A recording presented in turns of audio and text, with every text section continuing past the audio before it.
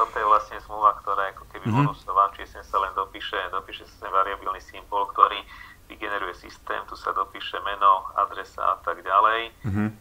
Klientovi sa toto pošle e-mailom, klient si to vytlačí, podpíše, pošle nám poštou, poštou nám pošle originál tejto zmluvy a toto vlastne funguje ako bonusová zmluva k tej základnej zmluve. Kedy sa táto zmluva zasiela?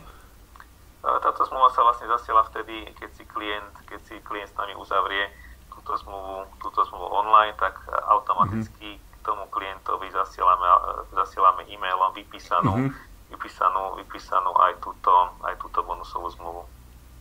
Jasné. Dokedy je možné takéto niečo urobiť? Dá sa to robiť do konca roka 2015, či do 31. decembra. Musí byť zmluva uzavretá alebo vyplatená? Musí byť vyplatená. A vidím, že Československá banka, tuším? Československá obchodná banka je vlastne banka, kam klient pošle prostriedky určené na nákup fyzického zlata, respektíve na uzavretie šetriaceho plánu.